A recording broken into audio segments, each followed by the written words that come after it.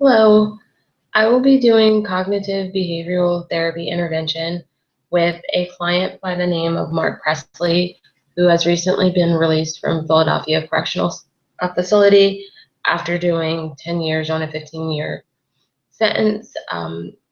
He was released on conditional probation that he would attend therapy, um, find gainful employment, and eventually move out of halfway house where he lives. He has never had gainful employment. He does not have a permanent resident, and he does not have a lot of formal or informal supports. Okay. Hi, Mark. Good afternoon. How are you? Great. Okay. How are you today? I'm doing okay. So, do you know why you're here? Yeah, the court, told me I come down here, and as part of my parents to come back, into society, they wanted me to go to these appointments. Okay. So, can you tell me a little bit about your incarceration, why you were incarcerated? Well, I got kind of caught up with the bad crowd, so to speak, and and then my neighborhood things are kind of rough. So me and a couple of my friends, so-called friends, you know, had a situation where we went to the bank. I was supposed to be the getaway driver. They went in and robbed the bank, and we took off. The police caught us, and we got arrested. I got sentenced to 15 years. I got out on 10 for good behavior. Uh, as part of getting out early, they said I have to go through these sessions. I'm not happy about it, but I guess you gotta do what you gotta do. So, before being incarcerated, what did you do for a living? I didn't do anything. I didn't finish high school. Again, where I'm from, it's just sometimes you get caught up into things when you're young, and I made a lot of mistakes, and I'm trying to do better now, and you know, and I think I just never had that support, or I never really had those opportunities to do well in school or to have supports in the community to help me out. Do you plan on going back to school? I would like to. It's been a long time since I've been in school, and when I was in school, I really didn't do all that well. So for me to go back now, I would need a lot of help with tutoring to help me with the basics, like math and science and those other subjects that they have in school. And you know, I'm not quite sure if I'm even ready for school. I want to find a job. You know, currently, not living the way I want to live. So to maybe find a job in the future and be more stable, I would like to have a job and a little bit of an education to help me out with that, so I can have something. What are some of your strengths? I mean, I'm a good guy. I like, I'm very personable with people. I think I can interact with people very well. Uh, I like talking to people. I'm good with my hands too. I used to fix cars at my uncle's shop uh, when I was before I got into trouble, and so I'm good with my hands. I like talking to people. Uh, you know, I used to do some sports as well, but I'm probably a little bit too old for that now. So maybe like teaching kids in basketball or something, or baseball. I could probably do that as well. You can channel some of your interests into like finding employment that is meaningful for you? Yeah, I mean, maybe if a shop needs a mechanic, I can help out with that. I mean, I don't know everything about cars, but I do know the basics, about cars, like the oil changes and some things with the engine and, your basic mechanic needs. Technical stuff I probably need a little bit of help with. Then again, like I've always played sports and I think I can do well.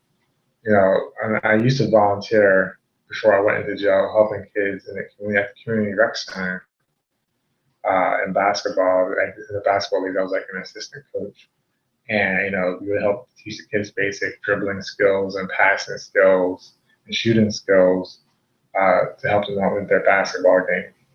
Uh, I also helped out even some of the adults in the league as well. So I have the ability to teach sports to others.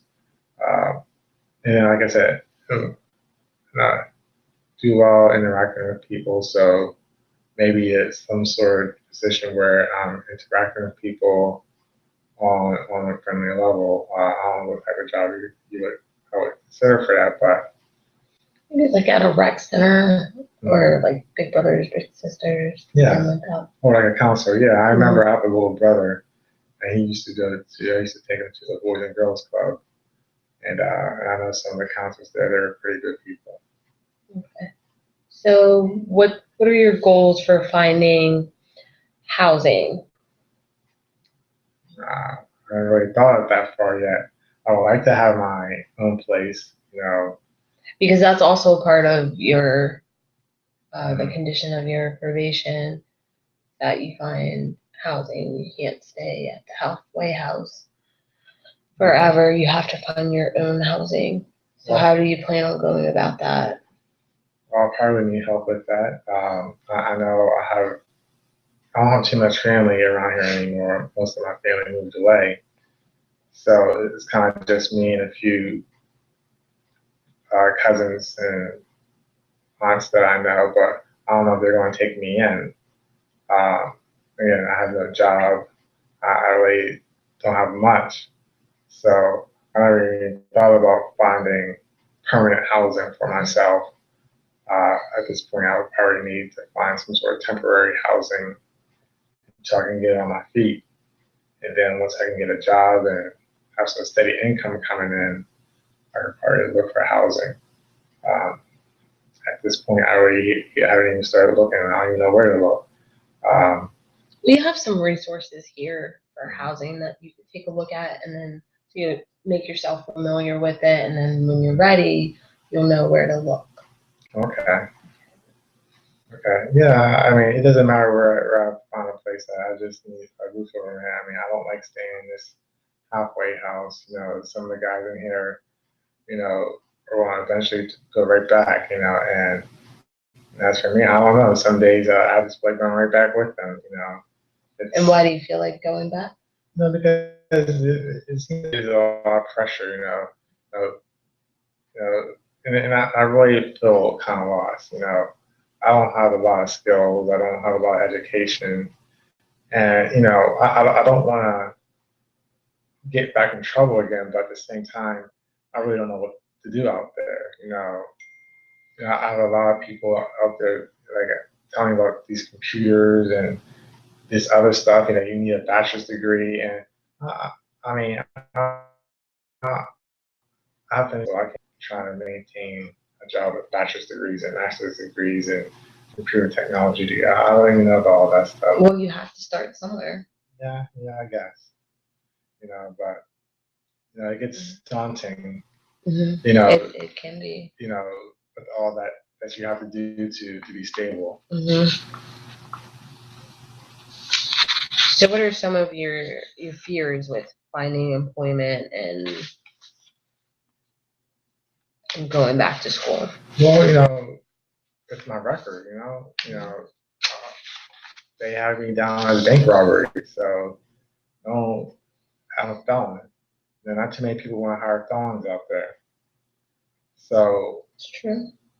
I already know it was going to be difficult. And if I do find a job, it's not going to be a job where I'm going to be able to maintain a high standard of living, So it's gonna. I may have to take like maybe 2 or 3 jobs, and that may be difficult because I have no transportation. Uh, I know there's buses, the public transportation you can take, but that costs money as well. And I don't have nothing in my pockets. So if I do get a job, how am I even going to get there? How am I going to maintain a place to live? It's just all these things that you have to do, and I'm not quite sure I have the skills or ability to do it at this time. Well, let's start small first with Mm-hmm. going back to school, getting your diploma, and then finding some type of employment. And then things will just advance from there. You feel Yeah. comfortable with that? Yeah, I mean, like getting a GED or something. Okay, I mean, I can try to get a GED. Like, do I get tutoring? Because I don't know if I can do this school thing. Or what about a vocation Yeah, like or a skill, trade? like a trade. Like, no, I can do like I said, I'm pretty good as a mechanic. I'm not the best mechanic, but I know my way around with cars. So maybe I got some school where I can learn about cars a little bit more. Maybe I can find a shop somewhere that would hire me. That sounds a little bit more comfortable for me. Okay, all right. So maybe we'll take that route. Okay. And often the vocational school will help you find employment. So that might be a good option. No, the vocational school, they're going to have a lot of things dealing with math and English and some things, but why do you feel uncomfortable with that? Like I said, I haven't been to school in a long time. When I was in school, I didn't get the best grades. Is it because you didn't apply yourself, or you weren't interested, or? It's a combination of everything. Sometimes I just didn't get it. Sometimes I actually really did try at times, but I just didn't get it. Did you ask for help? With the school I went to, the teachers are overwhelmed. They just want to get through the day when I was going to school. And what about now? How do you think it will be different now, going back to school? Well, are you willing to ask for help? I mean, if the help is available, I'll take it. If I can, I just have to do it, I guess. I know it's been a long time. Like I said, I've never graduated from high school, and it's going to be daunting and difficult to try to start back over again in an educational standpoint. Right. It's been a long time since I wrote a paper or did times tables or formulas or anything like that. And when I did do it, I wasn't that good at it. Well, we can look into getting you a tutor or something to help out with that. Okay. So how do you think you can change your situation so that you don't find yourself being reincarcerated? I do admit I still hang out with some of my old friends, and I gotta stop doing that. Sometimes you go out drinking, and I know it's not good, but who else is out there to do?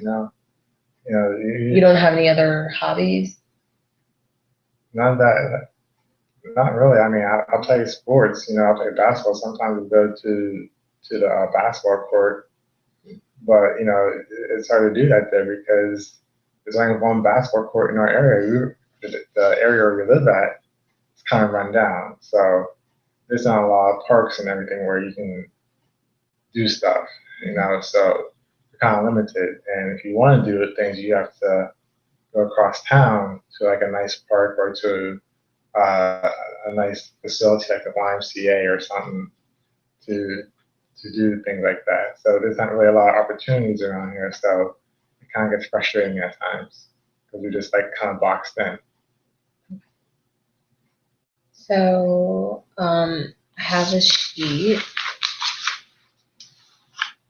of like different activities, and maybe you could like pick from one of these something that you like to do that you could focus your energy channel your energy into? Mhm.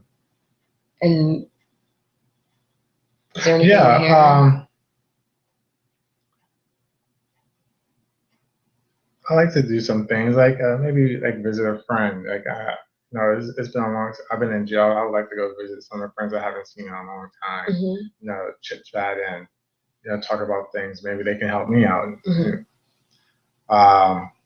Start a blog. I would like to start a blog to talk about life in Your jail. experiences. Yeah, Mhm. because some people think jail is good, and I'm telling you, it is not That's good. actually a really good idea. It is not good, Mhm. and maybe start something to help these young cats out there trying to thinking that they're big and bad, and maybe they'll learn something.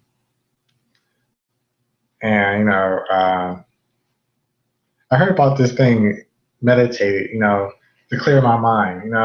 Sometimes Yeah. I get frustrated, and and being out of jail, you just don't know what to do, Mhm. and maybe meditation may help me out. Yeah, if you could find like a nice, quiet place In my neighborhood, before you get up in the morning right? or before you go to bed at night, Mhm. and just like clear your mind and just think on your life and your goal, where you want to be in the future. And then that leads me into my next thing. I think that journaling would be a good idea for you. Okay. So, have you ever journaled? No, I have not. Okay. What's that? What is that? So you would just get like a little composition book Mhm. and just write down like how you feel that day, what you did, any goals you have for yourself,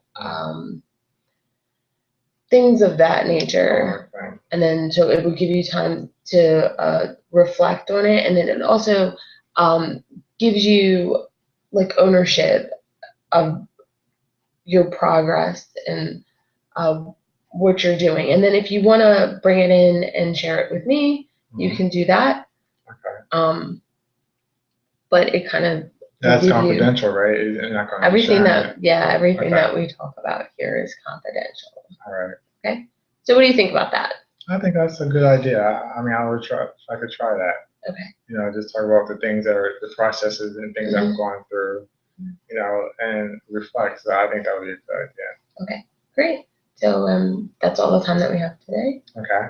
And I guess we'll meet back next week. All right. That sounds good. Okay. Great. All right. Thanks. All right. Well, So I focused on trying to empower Mark with some ideas that I thought would change his thought process and rechannel some of the energy that he had in positive ways so that he would not be re-entering prison. I think that the journaling would be good for him to take ownership of his progress. And that's it.